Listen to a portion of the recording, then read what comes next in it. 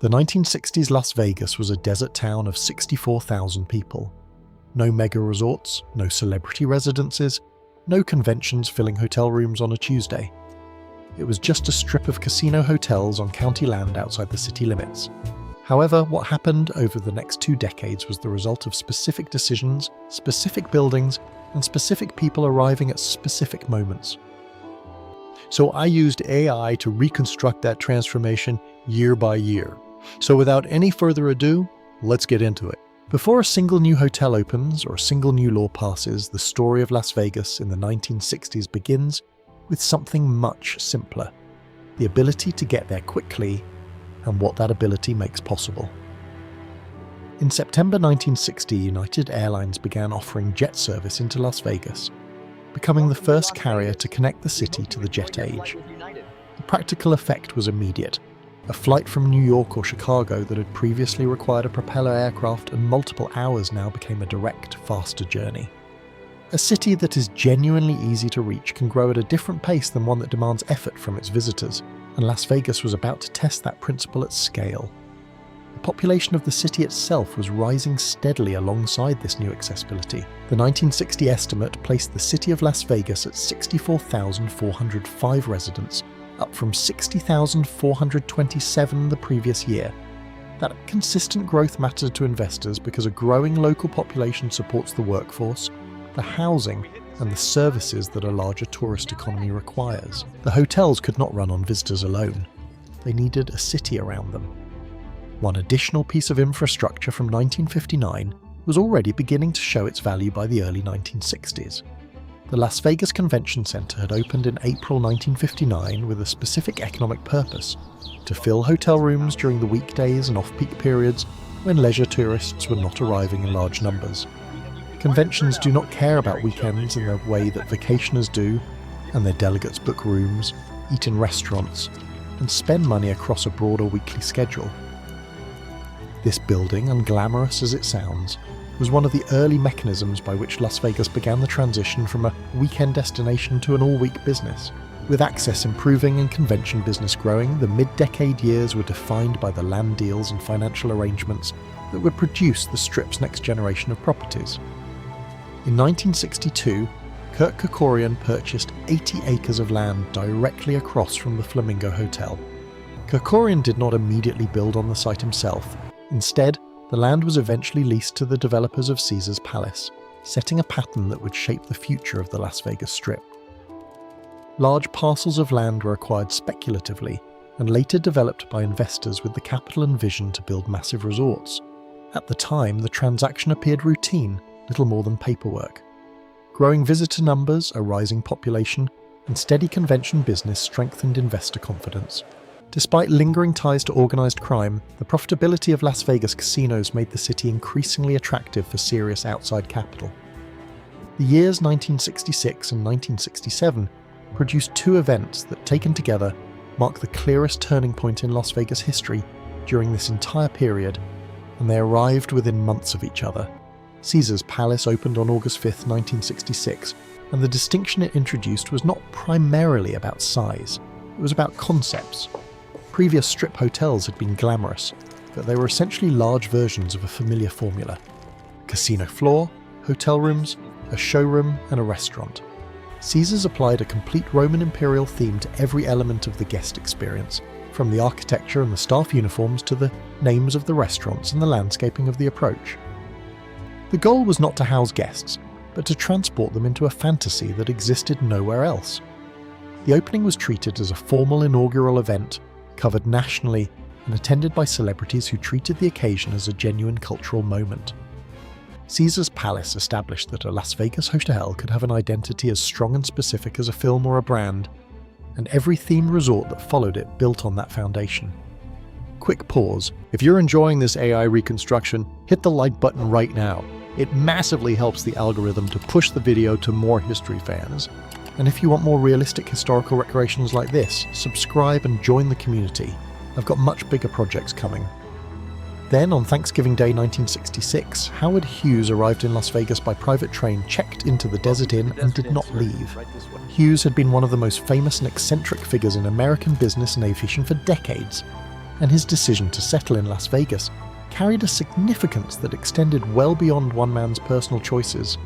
On March 27, 1967, he purchased the Desert Inn outright, beginning what would become a series of major strip acquisitions. The effect on Las Vegas's public image was measurable. If a billionaire of Hughes' stature were willing to invest heavily and personally in the city, the industry surrounding him would begin to look less like a shadow economy and more like a legitimate investment class. That shift in perception was reinforced by legislation passed the same year. In 1967, the Nevada legislature passed the Corporate Gaming Act, which allowed publicly traded corporations to hold gaming licenses without requiring background checks on every individual shareholder.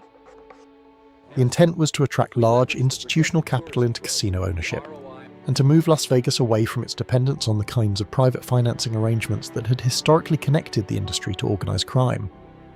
The act did not immediately transform the Strip, but it opened a door that corporations would spend the next 2 decades walking through.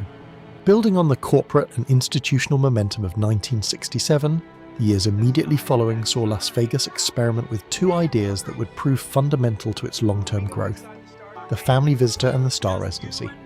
Circus opened on October 18, 1968, initially without a hotel component, as a casino that incorporated carnival-style entertainment, including trapeze acts, clowns, and midway games performed above the casino floor. The concept was deliberately aimed at a broader demographic than the traditional high-roller audience, and while the property's early years were financially difficult, the underlying idea that Las Vegas could appeal to visitors beyond the gambling-focused adult market was one the city would continue developing for decades. The following year brought 2 openings that defined the upper end of the market simultaneously. The Landmark Hotel and Casino opened on July 1, 1969, following Hughes' acquisition and investment in the property, and it became the first high-rise casino in Nevada. The very next day, July 2, 1969, the International Hotel opened as the largest hotel in Nevada and one of the largest in the world at the time, with over 1,500 rooms in a 30-story tower. The scale of these 2 openings on consecutive days in the same summer illustrated how quickly the city was moving. 29 days after the International opened, Elvis Presley performed his first Las Vegas show there on July 31, 1969. What followed was not a brief engagement, but a 7-year commitment producing 636 consecutive sold-out performances. The residency model that Presley established, a major artist performing at a fixed run of shows in one venue on a reliable schedule, gave Las Vegas something it had not previously had in such concentrated form: a reason to buy a ticket to the city itself, not just to the casino. The show became the destination, and the casino was where you spent the surrounding hours. With the structural changes of the 1960s in place, the early 1970s are the first period for which consistent visitor data from the Las Vegas Convention and Visitors Authority allows the growth to be measured precisely rather than simply described. In 1970, Las Vegas recorded 6,787,650 visitors. The room inventory stood at 25,430. Convention delegates numbered 269,129. And Clark County gaming revenue reached $369,286,977. These were already substantial figures, but they were also the baseline from which a steep climb would begin. That same year, the International Hotel was rebranded as the Las Vegas Hilton, following Hilton Hotels Corporation's acquisition of the property, marking another step in the normalization of major corporate brands in a city that had previously been dominated by individual owners and private partnerships.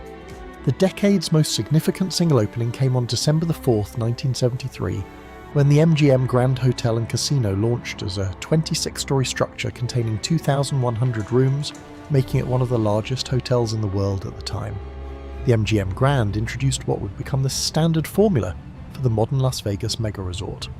A very large hotel, a large casino, substantial convention space, multiple restaurants, and a major entertainment venue, all operated under a single recognizable brand. The second half of the 1970s is where the cumulative effect of every preceding decision becomes visible in the raw scale of what Las Vegas had become. Visitor volume passed 9 million in 1975 and crossed 10 million in 1977. The casino industry expanded rapidly during these years, introducing larger gaming floors, themed resorts, and more sophisticated entertainment programs designed to keep guests on property for longer periods. Casinos were no longer just places to gamble. They had evolved into full entertainment hubs, offering live shows, headline performers, fine dining, and luxury accommodations. At the same time, the convention sector began to flourish, bringing a steady flow of business travelers during weekdays. Hotels and casinos adapted by expanding meeting spaces and hosting large corporate events, which helped stabilize tourism beyond weekend leisure visitors. Air travel also played a major role in this transformation, making the city more accessible to travelers from across the United States. As more people arrived, the local economy expanded quickly. New neighborhoods, schools, and businesses emerged to support the growing workforce required by the booming hospitality and casino industries.